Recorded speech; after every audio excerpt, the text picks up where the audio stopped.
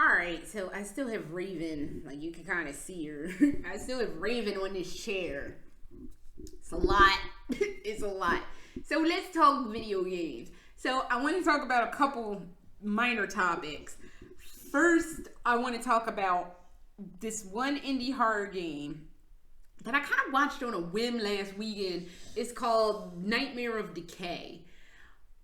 It was really good, and I ain't seen fucked up imagery like that since House of fucking Velez. Like, it was that level of like, oh, well, damn.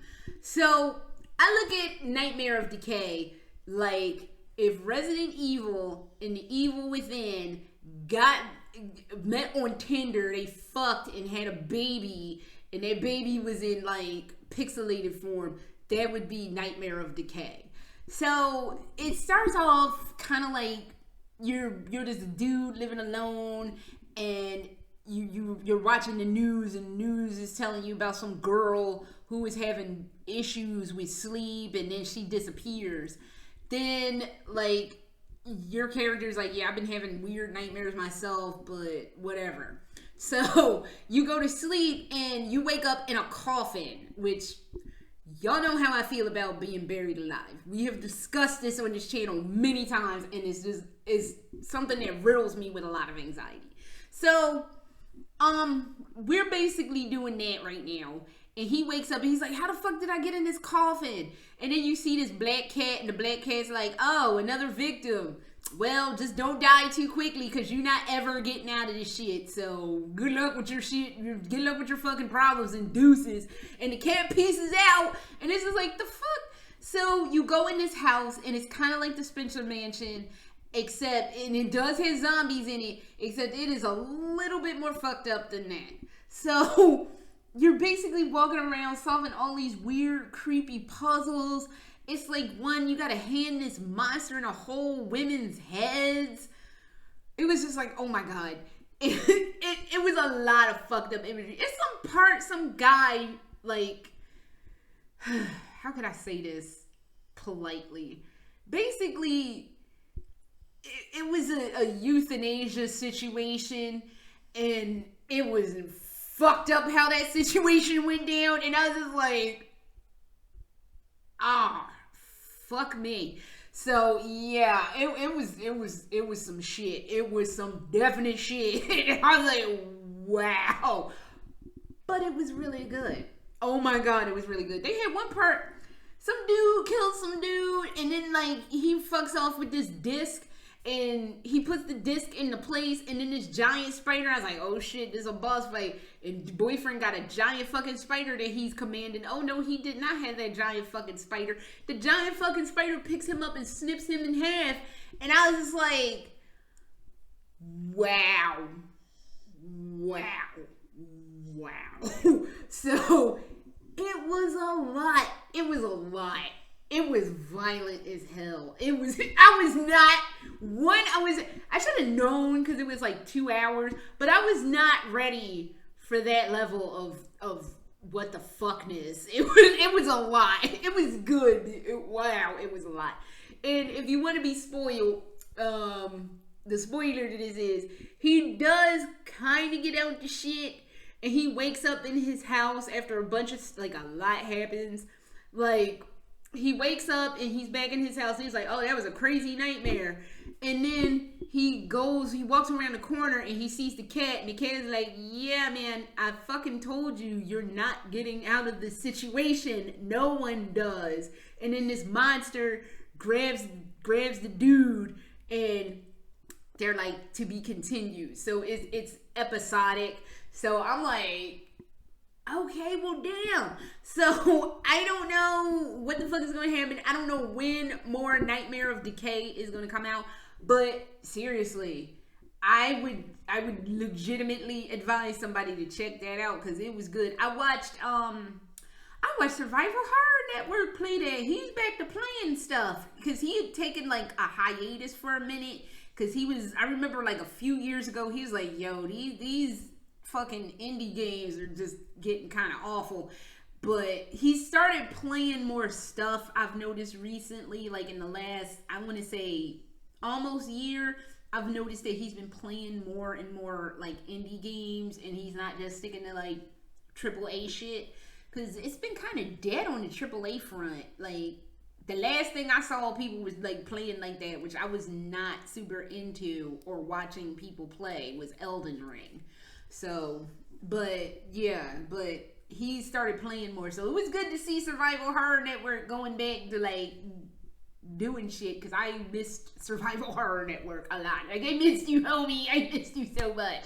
So I was glad to see him play. I could have watched Noxon play, but I was like, oh, Survival Horror Network played. Let me watch this. So I watched it. What else did I see? Shit. Damn. It was another good one, and I don't even remember what it was. And because I don't have my phone down here, I can't even pause it to go look. But well, I guess I will have to skip that, and I'll have to talk about it another day. But there was another good one that I saw that was an indie game. They've been doing real good, really good on the indie front. Like, a lot of stuff that I saw recently was just like, oh, okay, this is pretty tight. I like this. There was one game that I watched. I didn't watch all of it because it was starting to get real David Lynch, needlessly fucking weird, and I was just like, fuck this. Oh God, I want to say it was I Need to Scream But I Have No Mouth. That's a book, and it's also a game, and I liked when I watched somebody play that game, but it was David Lynchian weird for no reason, and I was just like, no, this is pretentious weird. This is, and no, I'm not putting it on the weirdest games in the world list, because it's pretentious weird. It's not fun weird like Strange Toilet. Strange Toilet was fun weird. That's just pretentious, like David Lynch, like I'm gonna be strange just so it can be weird and like it's artistic. Like, no, just fuck no. And I understand people love them some David Lynch. David Lynch kind of lost my black ass with that reboot or like new Twin Peaks. I was so angry at that I was just like, fuck this, I ain't watching it. But I have to go back and figure out what that was, and I'll post links when I find out what the fuck I've been watching. But I guess since I don't remember half anything right now, I will go on to realizing that Resident Evil 8 this week turned 1 year old, and I'm like, when the fuck did that happen? So yeah, and I've been watching like a lot of people do different reviews for Resident Evil 8. Like, I watched one guy, he said it was good, but not good. And I was like, yeah, I can agree with that. I liked it. I still stand by I liked it better than I thought I would. I thought I was going to fucking hate it because they put Ethan and Chris, two of my most hated characters, in one game. And I'm going to be wanting to stab somebody by the end. I liked it, but I watch it and I don't play it. I could see where people would have problems if you played it. Because the one dude, while he said it was good, but not good, the other guy fucking hated it. And he hated it, which I actually applaud him. He hated that shit on all the technical merits of actually playing the game. He said playing the game was just like fucking watching linoleum curl for him. Like, he just could not handle the tedium of it. And I agree, especially going into Heisenberg's board. I had to rewatch my review because I blocked out Heisenberg's board. But when I rewatched my review, it was like I had made the statement that I had to skip in 5-minute intervals a lot of Heisenberg's board. Yeah, I was like, oh yeah, because I remember being bored on watching Heisenberg's board. It was just like, oh my God, this needs to fucking not. So I get it. So for I guess for him, gameplay wise, it was not it. It was not it at all, and he was real pissed. And I was just like, well, damn, buddy. But that was a good review. I did like it. It's a long review, but it was a good review. So, but my thing is, where the fuck is the DLC? Like, first of all, the DLC wasn't actually going to be a thing until everybody was like, what the fuck is up with the BSAA having sent in bioweapons? Where's the fucking resolution to this? Because I am not seeing a resolution to this. Nobody fucking sees a resolution to this. And everybody's just sitting there like, the fuck? So, And then Capcom lazily, late last year, like, oh, I guess we'll do a DLC. Why are you playing Capcom? Why you? And it's still no news, not a fucking peep about it. Nothing. Jack fucking Butkus is what we have been getting from Capcom. They were like sitting there like, I don't know what the fuck you talking about. We didn't say shit about the DLC. Bitch, yes you did! So, so no one knows what happened to the DLC for Resident Evil 8. And I'm like, can we possibly get a resolution to this? Or like, are we just gonna be sitting here forever with our dicks in our hand? Well, my clit in my hand again, but you know what I'm saying. So I don't know. So Capcom, something like a fucking screen. I'll take one fucking screenshot or like a character design, some shit. Cause right now it ain't looking like it's gonna be anything happening, and y'all just left it like, oh yeah. Not to mention they did, like I said, they fucking slackily announced that shit last year. It had like no fanfare. It was, I swear to God, it was like a one sentence tweet like, yeah, Resident Evil 8 DLC. And they were praying nobody saw it. So I don't know what the fuck is going on. They need to get their shit together over at Capcom. And I don't know. But didn't the DLCs for Resident Evil 7, didn't they? I think they took a while. Not a year? Oh no, but it hasn't been a year since they announced the DLC. That came like, I want to say that toward the end of last year. I don't remember when, but it was definitely after the summer. But, I mean, no, because when they did Resident Evil 7, I do remember seeing shit for Not a Hero pretty, like, in like the first couple of weeks after Resident Evil 7 dropped. So I don't know what the fuck they're doing. I don't think they know what the fuck they're doing. So that's fucking happening. There's no DLC going on right now, and Capcom needs to answer their bullshit. So that is all on that front. So lastly, my reflections on playing Vice City. So when I got back, I was like, let me play my PlayStation, because it's been a minute since I played PlayStation and I could really go for playing something. And PlayStation Now, I just went to go look at PlayStation Now, and they were like, Vice City, and I was like, oh, I fucking loved Vice City back in the day. Oh shit, I need to fucking play this. I had been wanting to run around, running from the cops while Bark at the Moon plays. I was like, fuck that. Yes, this is going down right fucking now. So I started playing it on PlayStation Now. And because at the time, my PlayStation was like, yo, you don't have no room to download this. So I had to download an ass load of stuff, basically. So I deleted a host of fuckery that I know I'm not playing. And just was like, okay, this is yeah, fuck that. We gonna play Vice City. So I played Vice City, and I was like, oh my, they really did a lot of cleaning up. Because what I remember playing that on my I want to say it was PlayStation 2. Tommy Vercetti was basically 4 color pixels that was like tan, blue, and whatever the fuck color his pants were. And it was like those amalgamation of those. And it was real fucking sketchy. Like, Tommy Vercetti was 4 pixels stretched across one screen. And I do believe when I was living at my parents' house playing that at the time, I didn't have a big ass television. So they really cleaned it up. They needed to clean it up because their game was fucked.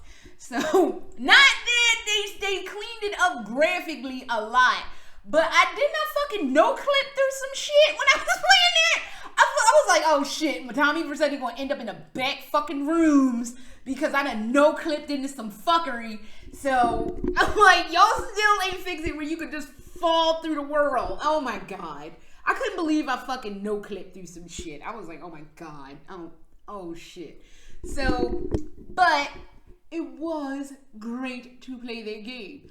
I am, however, very pissed at the fact that I could not run from the cops with Bark at the Moon because for whatever fucking reason, Bark at the Moon isn't on there. Wasn't on the V-Rock soundtrack list.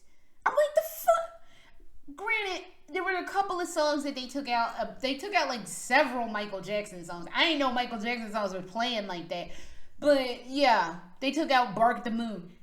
That was my primary me running from the cops while playing Bark at the Moon. I don't know why that was a thing with me. So that fucked me up. And then I got stuck on the first mission. Not the first mission.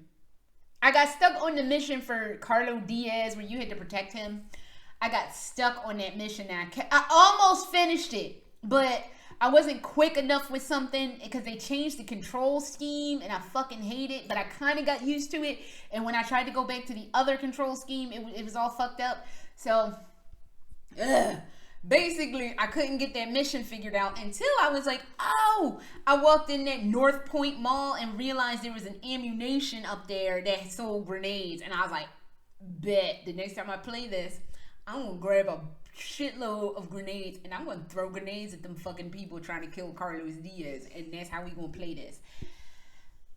Went to go execute that very plan on Monday. Turn on my PlayStation. Merely click on Vice City. You do not have the credentials to play this. The fuck you mean I don't have the credentials to play? Bitch, do not fuck with a bitch. Went to go look again. They were like, go to the PlayStation store and we'll iron this out for you. Went to the PlayStation store. No, you get nothing, ho. And I was just like, y'all ain't fuck with a bitch like that. Y'all did not play with a bitch heart like that. Right when I was gonna go settle a score with some motherfuckers. Fine. I'm still mad about this. I will go to my grave being angry about this. However, I did purchase not the Vice City. It should have just been the Vice City, but it had like Grand Theft Auto 3, which I don't care about. It had the one that came after Vice City, which I also don't care about. But it also had Vice City on it, and I was like, I bought it yesterday, and I had to wait for the shit to arrive. But yeah, and I had to wait for it to arrive from America because I don't know what the fuck is going to happen if I put a German PlayStation game in a United States PlayStation. I am assuming it's going to be like, what the fuck are you talking about? So, I don't know. I hate region lock shit. It's so fucking annoying, but whatever. So, yeah. PlayStation. I will remember this. And I definitely be holding a grudge. So, yeah. Consider you on my list right now. So, you on my list. So, just so you fucking know. But yes, for the limited fucking time I had Vice City, I did enjoy playing it. And when it arrives, I will go ahead and have to restart all those fucking missions over. But I will enjoy playing it again, except minus Bark at the Moon. Although I did find a nice little workaround for my Bark at the Moon situation. It's tacky as shit, but it worked. So basically, I have Bark at the Moon on my phone. So I just pulled up Bark at the Moon and ran around from the cops while it played on my phone. It's tacky, but it worked. It satisfied a need that I did not realize was deep within my soul. So that is all I have for the video game vlog today. And I will try to figure out what those games were that I fucking saw. The Weird Redemption's a weird game, and then the other horror game that I liked. And then I'll scoot back and talk about both of them much better. But until next time, whenever that may be for the video games,